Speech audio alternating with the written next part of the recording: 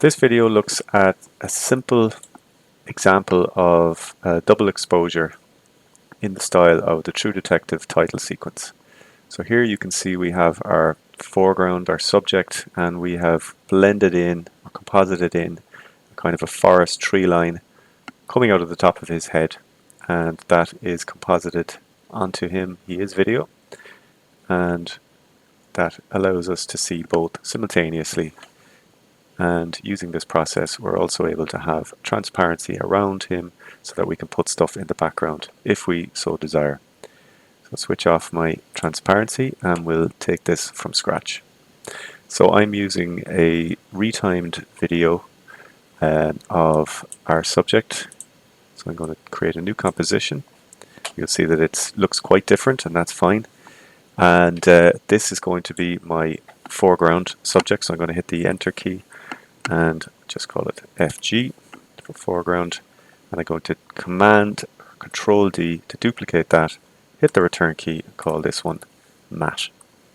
So I'm going to need a matte of him so that I can essentially cut out the overarching shape around the trees and his head later on.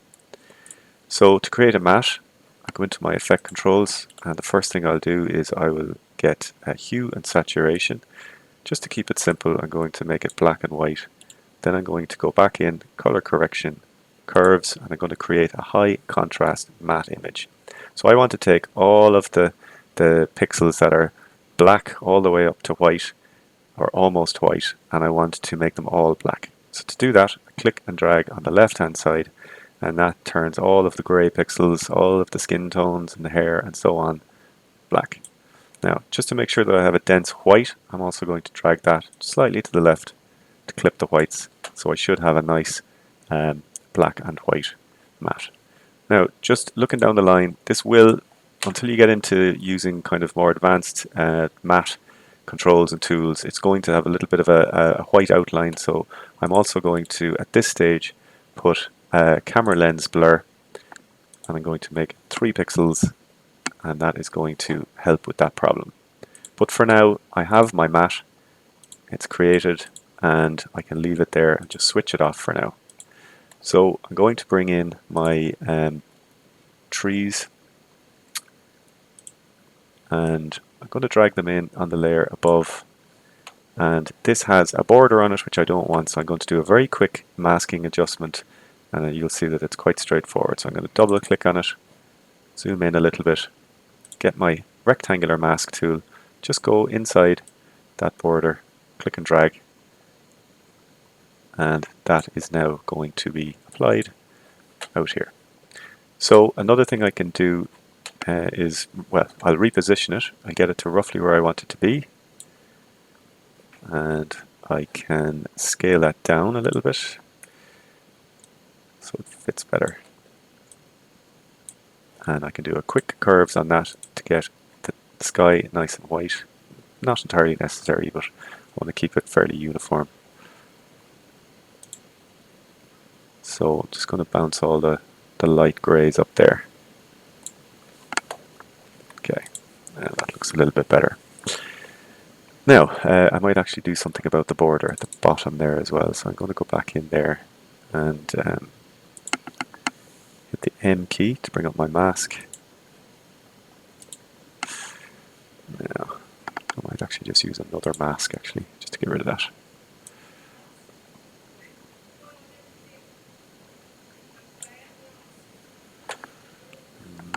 Okay, I'll delete the first one. There we go. Now, I'll go back to my composition view, get my selection tool back, and I am going to start putting these together. Now, the way I'm going to do this is I'm going to use what's called a gradient ramp to give myself some transparency, a soft gradient of transparency starting here with opacity and becoming smoothly more transparent so that I can blend the trees into his face. So to do that, I'm going to right click, new solid, and I'm going to call this tree matte. I'm going to click OK, and I'm going to go to my effects and presets and look for gradient ramp, and I'm going to drag that over there.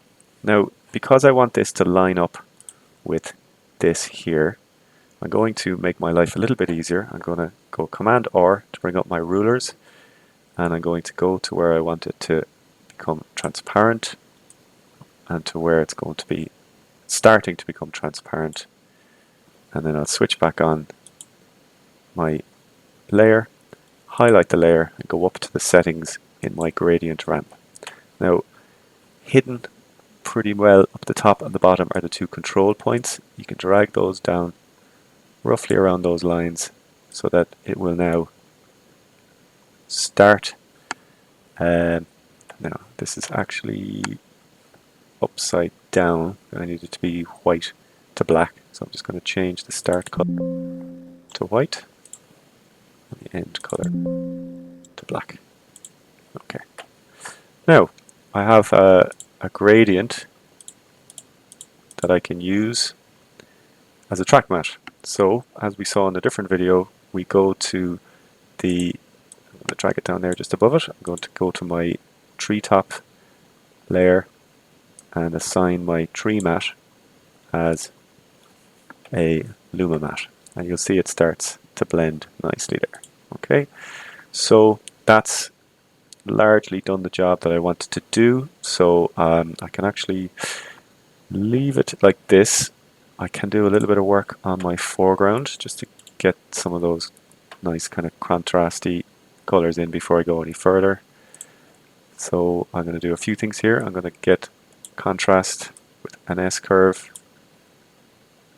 I'm going to use my vibrance tool to bring that down to a much less vibrant state. And go back to my curve.